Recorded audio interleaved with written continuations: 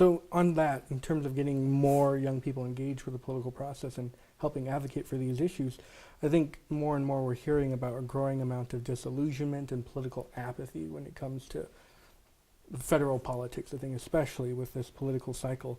Do you think these feelings are justified? And if so, what can we do as young Democrats and yourself as the Congresswoman to address these concerns? That's probably the toughest question at the front end of this interview, and I'm sure at the back end, because if there was a kind of a magic answer to get any voter of any age group, but particularly millennials, to not be apathetic or angry or distrust the system, right, then we would be able to really resolve so many core problems in this country's political system and our ability to meet people's needs here.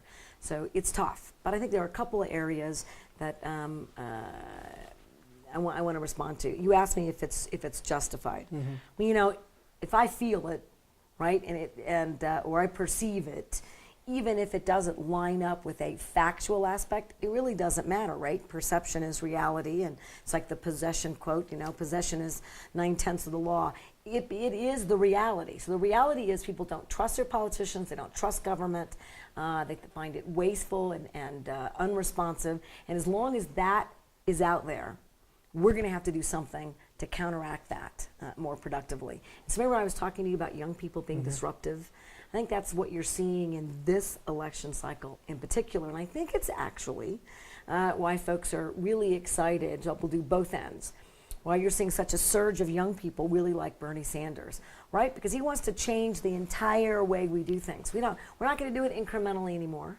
We're not going to have a plan that takes this step, and then when that gets done, it'll lead to this. We'll create these foundations, right, which have long-lasting aspect. Now, we're just going to turn it over on its head.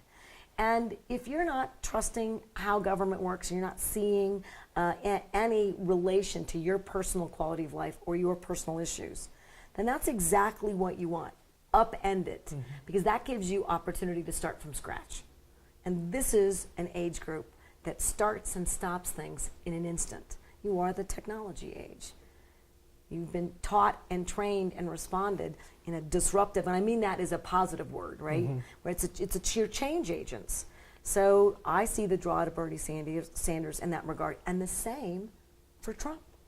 Because he's saying he doesn't care about any of the current foundations, right?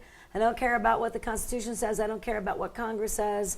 I don't care about what the federal government's doing. I don't care what the rest of the world says. I don't care if you like what I say. I don't care if I insult people. This is how we're going to do it. Well, people are responding because he's disruptive. He wants to change the system. He wants to turn it over on its head. So I think that's what we're seeing in this election. And for the first time, politicians on both sides don't know what to do because we don't know how to predict or even strategize in that environment. So here's really, I think, the long-term solution that young people are going to have to be. The reason I think most people, including millennials, are so distrustful is because there's so much money flowing through this country's political system. And it's dark money that we can't trace and we can't identify. And the internet, people can say or do whatever they want. And social media is our communication tool where people can also post and say whatever they want. And we have, you know, fragmented communication skills through Twitter. It's very difficult to have that trust. And until we take all of that money out of our political system, I think we have an uphill battle. And I hope that whether it's, and I know this is about the young Democrats, which is, you know, go team, but even young Republicans, young independents, young Green Party, young, whatever it is, we have to get young people who say, we know we can have a successful democracy. It is still the envy of the world. And what we need is that disruptive attitudes. I think they're good. What we need is they need to be sustained. So young people can't get engaged in the political process for the primaries and then walk away. And they can't get engaged in the general and walk away because, you know what, it just all returns back the way that it was. If you really want to be part of that change, you can't be apathetic, no matter how negative you think the climate is. The only way forward is to stay engaged. And that's why this podcast and video is so important to me, because the message has to be, you want to make the difference, you have the power. Stay in it, and you will make the ultimate difference in this country. It's a big burden, but I'm placing it squarely on the shoulders of a population that I think can really do it, because you're dynamic. Well, I hope we can rise up and meet that challenge. I'm going to hold you accountable, Taylor. You're going to lead it. So I think last question, something a little bit easier, less political. Thanks. I think a lot of us respect the fact that you are a New Mexican. You went to college at UNM, like many of us. You went to law school there. You're a product of New Mexico, and you, I think, are the epitome of success thus far. If you could give millennials who are now emerging as young professionals one piece of advice going into the future, what would it be? Two. Be persistent.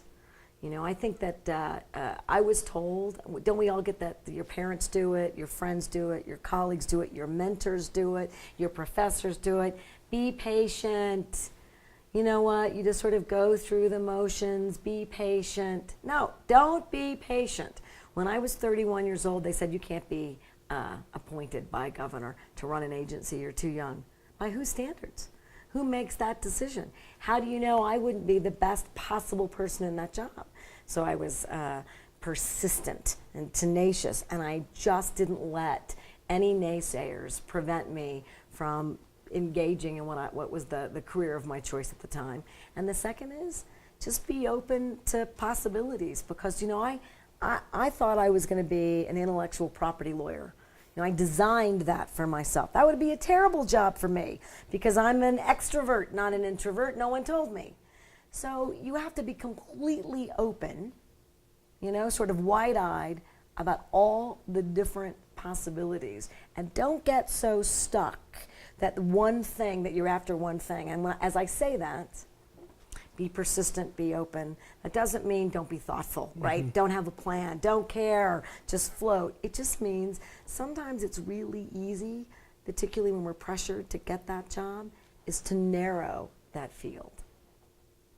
Persistence and be open-minded. And you will be successful, I guarantee it. Well, thank you so much, Congresswoman. It's great to have you here, and you're an amazing leader for young folk and young Democrats across the state and across the country. I want to thank you for everything you're doing for us. You're welcome. I'm making this way too long, but I want to thank the young Democrats. Your leadership is inspiring. You really are the vehicle for folks to engage and make a difference individually and collectively. And you're giving me an opportunity to say, contact our office.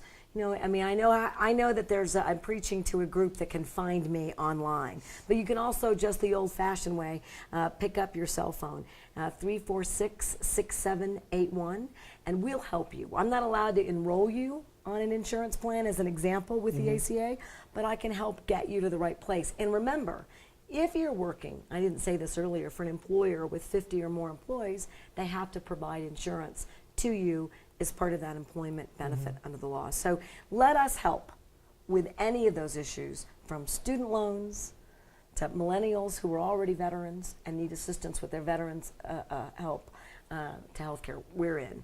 And I'm so grateful that you gave me an opportunity to spend some time with you today. Thank you so much. And we'll include contact information for your office with the perfect. post and everything else. Again, thank you so much for being here with us today. And thank you for joining us for Between Two Chiles.